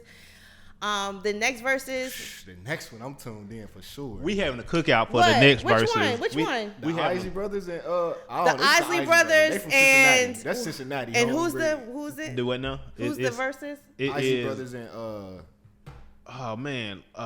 Is it Frankie Beverly and Maze or it's another big group from the old days? let me see. I'm about to pull it up. Well, I think when they posted that poster, like, IG just went wild. Like, this is when I Earth, grandma. Wind and Fire. Yeah. And so, like, once again, this is gonna be huge because, like, once again, like, no matter like how you were just talking about Raekwon and you know what I'm saying, the Jersey crew and that whole sector of New York and Jersey, like, that was a big moment of history in hip hop. It's an era, and I feel like Earth, Wind, and Fire too. Earth, Wind, and Fire, and the So Isley Brothers. so That's a whole era also. You're getting excited for that? What? I love the Isley Brothers. They from my city though. They from my city, so I grew up listening to them. Like, you know, They the sound. they on the record player. Like my aunt, I go to my aunt's house. She got the down there the record playing like in the living room. You know, in the background, it's the music on. Like The Isley Brothers? all OJ's, all that old shit. Like From I listen Ohio? to that type of music to this day. Like I could just be in the house playing that. You feel me? It's our culture, like Bobby in a Womack, sense, like all that. It's our culture, like, and y'all can't. I don't know if y'all can see Jay Black right now, but he's smiling as he's Hell even yeah, saying 'cause this. that shit That's- feel good. yeah. I got Al Green CD right now in my car. Yes, Yeah, real. I love but Al I had to Green. stop listening to Al Green because Al Green, he too damn emotional. Every song, nigga, your heart broke, bro. Get some game, bro. You got to get some game about yourself, man. That was a good versus. The one after that one though. Red Man and Method Man. Woo! But listen. This might be biased. And The New York bass versus, they ain't hit like all the other ones. But for real. What? They have it. Name. Okay, bam. you about to get in They trouble with not, Jay they Black. not hitting like that. You got Jada Kiss and Fab, cool. Who else? The Raycon, cool.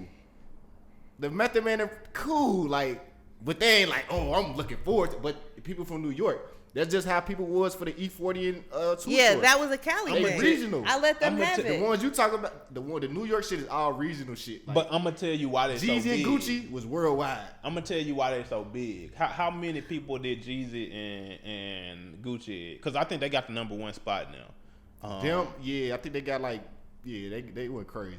Now, They went crazy. the difference between that and New York is this is the thing that people love and hate about New York. It's so concentrated. Like it was probably 1 million folks from New York alone that tuned in to. I don't you know think what so. I'm I saying? think it only got to 100,000, But- maybe but- 200,000. But I'm just saying in that whole era, it's just like they gods there. Like, you know what I'm saying? It's just a whole different level. So I've learned to. And But I there's agree with more what you're of saying. y'all. That's that. See, the feeling that y'all have right now is what it felt like in the '90s with hip hop. Like we were on some shit. Like yeah, and the South was trying to creep in, and we were just like, okay, we like your little song, Outkast. Like Outkast, like really? the You know what South- I mean? the thing South got too, something to say. The thing too, like I feel like Cali music is regional and New York music is regional, but those are two huge places to where I can just be a Cali artist. Right. You ever heard of You Dom can- Kennedy? You know who Dom Oh yeah. Kennedy is? Oh yeah. No. Dom Kennedy don't have to leave California. You feel me? He can make all his money But that's in the California. thing. You guys in the South, there's more of you. You think? You Because it's different Hell states. yeah. We got You can Texas, make you- New Orleans. 8Ball and MJG, Memphis. Tennessee, Georgia, Yeah. Texas, You got 5 or 6 Alabama, different Mississippi. But the thing about this is, this is why I always tell people it's much easier to make it in New York because, like, think about David Banner, Big Crit, and Mississippi artists in that lane. Now, David Banner was just as good at music as he was when he came to Atlanta. So was Big Crit. But they had to come here to make it because in Mississippi, everything's so spread out. Like, you know what I'm saying? You gotta hit in. Like, if you from Mississippi, if you ain't popping in Memphis, you're not gonna make it. But David Like, Banner's lane geared more toward Houston in the beginning, like Houston, Mississippi. But the thing is, what I'm saying is he had to branch out. Like Raekwon, Yeah, he had to them, branch they, out. they could stay at home and go to a house But party. But that's Wu-Tang the Clan thing, like, is but that's how a it is. universal I feel symbol. like, This is again, New York- international. It's but not no, just New it- York. It's London, Yeah, Japan. But New York is a hub, though. Yeah, and It's that's just what I was about to Atlanta say. is the South hub. Like David Banner had to come here to Atlanta. He was But- doing good in Texas too. But you're not gonna, ain't nobody break. You're not gonna get broke in Texas. Well, Like how did LA, Slim New York, Thug and and Atlanta- like Lil Flip and people like that? They ain't go far. They anomalies though. Like Yeah. that's what I'm saying. But It's they ain't not go like they ain't become like main star, like right, big stars. right, You feel me? right. Like people come, you got to come to Atlanta. You got to go to Atlanta, New York, or LA. New York has always been a spot to where business deals are done. Atlanta in the South is just the creative spot where all the creativity is coming from. Yeah. LA is just on a whole different vibe. Like I don't even know what to say. Like they got their own more movie cinematic type stuff. You feel me? as far as the visual aspect, I feel like that's where LA comes in. It makes it just feel luxury and big, and you know, it has a sound. New York has a sound. Cali has a sound and a vibe. The South has a sound and a vibe, and it just depends. Like right now, everybody's on the South vibe. And all the corporate buildings are in New York. All the deals are done in New York at the end of the day. So you can never discredit. It's just hard to explain because that's your era though. Just like it's hard for me to explain to artists that we listen to or the generation now to like why they like artists or why we like artists. And you like, this sound like some bullshit. Wu-Tang Clan is the biggest group in the culture. Can we just all agree on that? Facts. Facts. By number, yes. No, I mean by fandom. They got the biggest impact. Yeah, their biggest impact. Everybody on the know what culture. that sign means. In Ohio and Cincinnati, like we wasn't really on Wu-Tang like that. And that's what I said. We wasn't on Wu-Tang like that. We but respect them, but I more than respect Wu-Tang. Like, so I don't want to come off like, you know what I'm saying? Please, like the respect is definitely there. Man, you know it was a debate in here for a while. Dungeon Family versus Wu-Tang. Mm-hmm. And you know everybody down here, they picking Dungeon Family over Wu-Tang. Of course. Like, and to me, like, that's blasphemous. Like, why would you even ask that question? Like, Dungeon Family, of course. But coming from where you from, I can understand, like, once again, why. Because, like, I can't even name all the Wu-Tang. Nah. You asked me to start naming Dungeon Family. The Jizza, Old Dirty Bastard, Inspector Deck. You got Master Killer, Ghostface, and METHOD, man. I'm definitely putting this clip out of the I think I forgot one, but I'm not going to do that again. But that's what I'm saying. Like, that's how many of them it is. There should have been a versus of all verses to end that debate, because that's a lifelong debate. Mm-hmm. Dungeon Family versus Wu-Tang Clan. Wu-Tang will win because they have a bigger reach than Dungeon Family. But as far as like music, I'm going Dungeon Family. Like Dungeon Family, their music touched my soul. And that's the thing about South music, that shit touched my soul. And this, like, remember, he's not from either region, so that holds a little bit more. Ohio is from the South. We Midwest. And I'm Cincinnati, so I'm damn near the South, but it's Midwest. We Midwest. To us, everywhere that is the South. Exactly. That's what I'm saying. New York shit. Like you got, where's Thuggish Ruggish Bone Thugs and Harmony Cleveland. from? Yeah, see, they're from Ohio. We got Boosie Collins. Like, we got a lot of we funk. influence. That's funk. Yeah, we influenced the West Coast music. If you really want to be honest, like, did you influence them or did they influence you? No, we because you have a funk era. Boosie Collins, the OJs, he did sign Ohio players. You know what I'm saying? Bone Thugs and Harmony, right? Yeah. They were signing Ruthless Records. Yeah, they made a huge impact in hip hop. Oh, yeah. I think they said they was the only artist to work with Biggie, Easy, Tupac, all of them. Like, yeah, that's crazy, man. When you look at it like that, wow. But it's the longevity for me. Even though all the greatest musicians and entertainers come out the Midwest, but, like Nelly, like Michael Jackson, like Prince. True. Like we can go down the list. We can go down. That's R. true. Kelly. Okay. That's you gotta give each region their credit. Like that's one thing when it comes to music. I always you guys had an era, the LeBron blues, James. the blues, and that's what I always say. Like, and that's my one thing with, cause like once again I'm a powerful person. I always tell people, no matter what y'all talking about, it started in Mississippi because all the music y'all talking about derived from blues, the blues, jazz, rock and roll, and all that started in Mississippi. Where is BB King from? He is from Tennessee? Mississippi. Louisiana. I thought he was from Louisiana. No, he's from Mississippi. He's from what's the name of the place? I should really know this.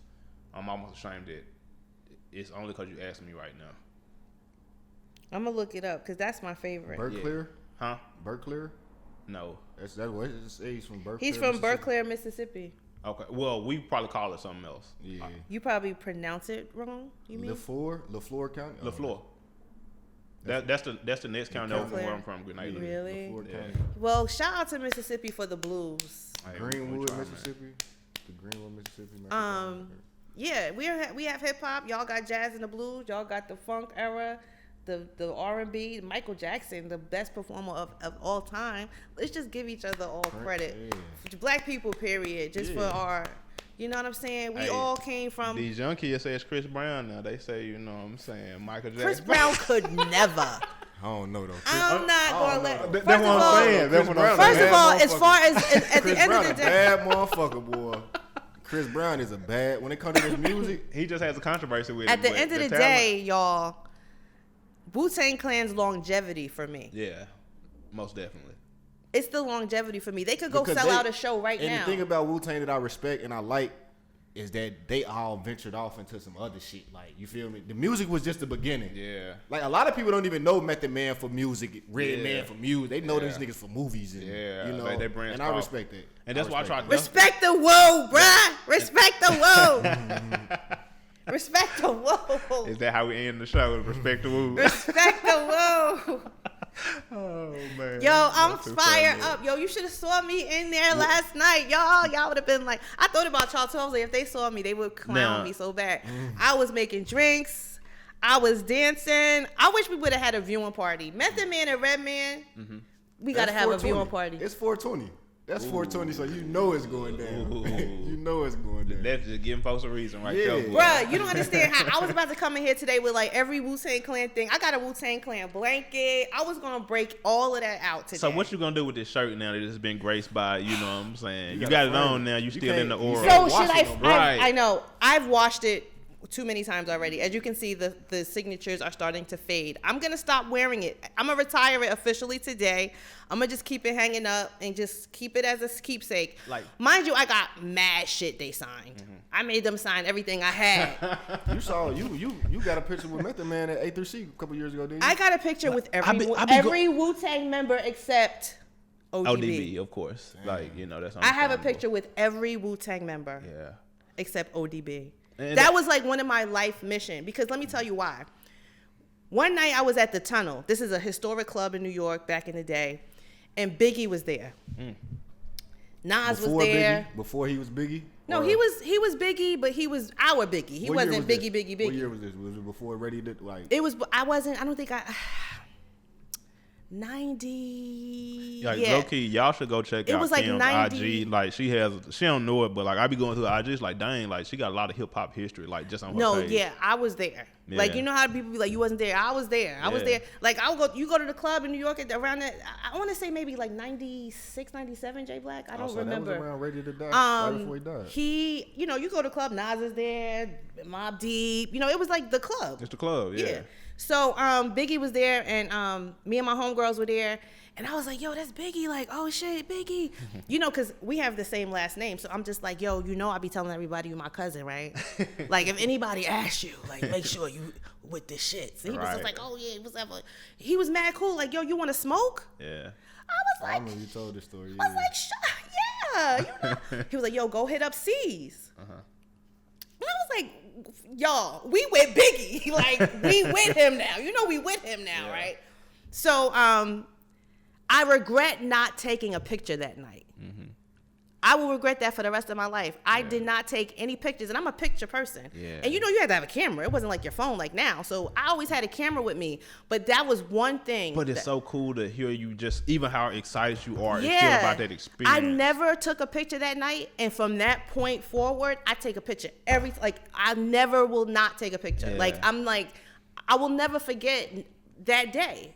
But I don't have anything. Any proof. But I always tell people, like, stuff like that, to me, that's what makes life. Because like that's an experience that you like you telling us about, but I'll never know how that feels. And you have that joy. I just and when I see C's, I always make him remember that day. I always see him now, and I'm like, yo. And another thing, when Biggie got in a car accident, right before he died, he got into a really bad car accident, not too far from where I lived in New Jersey.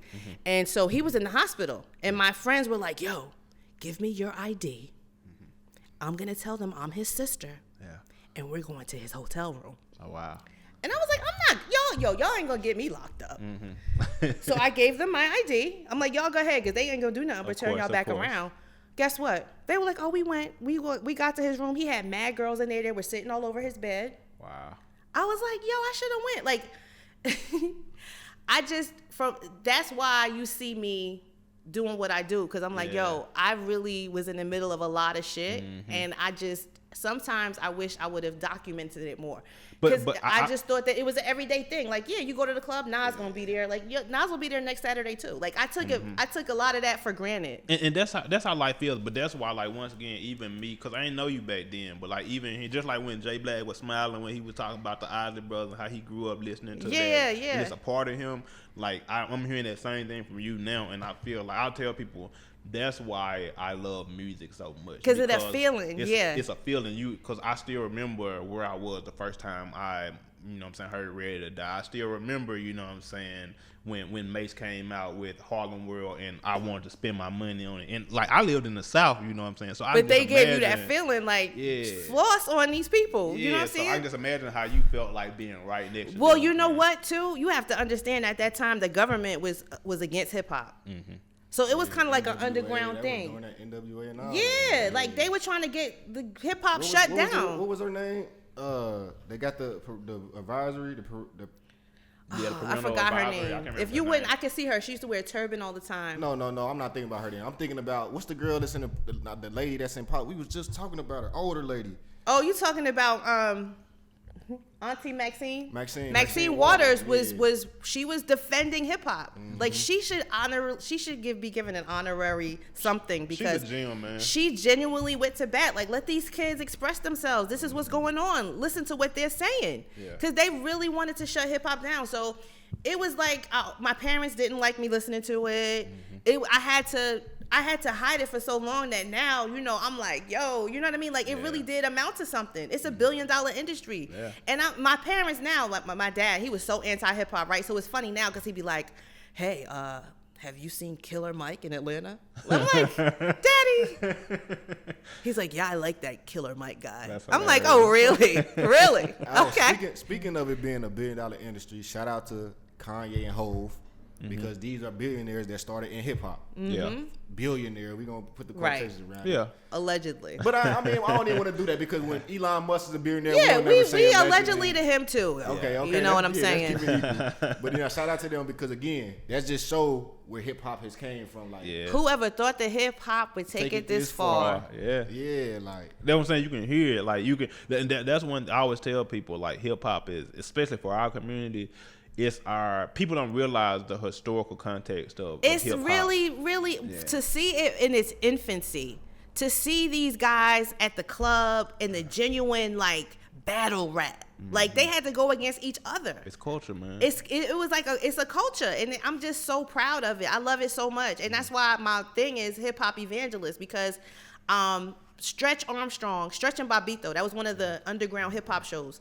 Hip hop only used to come on for an hour a night the weekends, like on the radio. Yeah, like 11. There was like Red Alert, Marley Marl, like one on one station, one on the other station. You had to flip back, tape it, record it, play it back. You know what I'm saying? Stretch and Bobbito had a radio show. It was like one of the early radio shows, and artists used to come there and freestyle and stuff. So he did a lecture at A3C. I think it was that same year Wu-Tang Clan was here. If not, it was the year before that. And he was like, you really have to be a hip-hop evangelist. Like, if we don't tell the story of how it is and how it was, like, they're going to scoop it up and they're going to push it and make it into something else. And I was like, that's it. That's me. Yeah. I am a hip-hop evangelist. Yeah. And for the rest of my days, I'm just going to always be that. Like, I'm really like I know Redman. Like we used to hang, like the Artifacts, my close brothers, that was their DJ in the beginning. You know what I mean? Like I saw these guys, I saw Method Man and Redman in Staten Island, and you know what I mean? Like it's I'm so proud of these guys that it's crazy because when Naughty by Nature came on TV, I was just like, yo, that's Tretch. Yeah, I know them. Yeah. Like, oh shit! Like, Redman is on fucking MTV. Yeah, like that, right. All that shit used to just blow my mind. Mm-hmm. Like, yo, I went to Georgia and they were fucking playing Hip Hop Parade. Like, how do y'all know this? You know what I mean? Like, it was for a young person that just had a small mind. Mm-hmm. You can't think internationally. And people don't. I think that's one thing kids don't realize now is how connected the world was. Because of course we knew. Yeah, but hip hop did that. Yeah, hip hop did that, and they started blaming hip hop on everything. If somebody got shot, it was because of the song. If somebody, funny story. They couldn't understand. And I think it showed me the impression of hip hop because I'm an activist, and like sometimes like people from all over the world hit you up like like can you help me, or like just saying what's up, I see what y'all doing. And this guy from I couldn't even pronounce the spot that he was from, but he didn't even speak English. So he would literally type me Tupac lyrics because that's what he knew about America and like our movement. And cause he like super pro black, so he wanted to be part of it. He was trying to show me that like I'm on your side, and he used Tupac lyrics to But do what about him though? What? But what about Tupac? Tupac is a bridge. Tupac was so. It's just such a shame the way that man died. Every time I just could cry. We can do a whole show on that. But just him alone, like he was his mother was a Panther. Mm-hmm. Yeah, it's so much history. He was the bridge. To me, he epitomizes hip hop in a nutshell. Like he's the bridge between what's going on now, what happened then, how we gonna continue the movement, what our attitude should be toward it. It's just like hip hop, like kind of to me minimalized who he was as a person, and they started using him as a tool. And you see how it ended. But we're gonna wrap up because you're like, don't get me started. Okay? That was exhausting, but it was exhilarating. It was a really good thing. So we'll talk about all the verses. How about that? We'll have like a verses review after the verses. Sounds good. You're going to have to wear some dapper clothes with Isley Brothers. Low key, we like for that Isley Brother, we might have to. We like, might have get to a grill dress or up. something, man. Easter Sunday. It's on a Sunday. Okay. It's Easter Sunday. We're going to dress up that day, y'all. We got to wear our Easter. We're going to wear our Easter. Okay, I'm down. Don't get me started. You get you a hat. Now you got to get I got a hat. Right. I got a hat. I'm going to wear my Easter hat that day for real, y'all. We going to record that day. And we're going to wear our Easter stuff, okay? Okay. Hey, I'm down. Stay tuned, y'all. We gonna wear our Easter stuff. I know it's Women's History Month. I was supposed to honor a woman every week. I'm not gonna do it right now because we got to wrap up. We honored our woman that we had last episode for our hat. We're gonna honor Miss Samir Rice. What's her name? Samaria Rice. Samaria Rice. So let's Google her, donate to her, and shout out to her. And also, I want y'all to look up somebody and look at her story. Fannie Lou Hamer. Mm-hmm.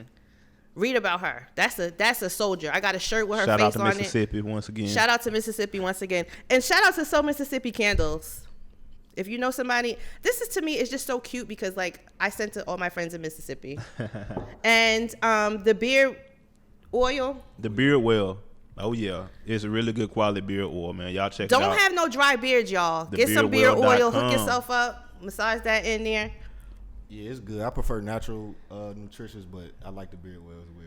Yeah. Beardwell.com, y'all. SoMississippi.com.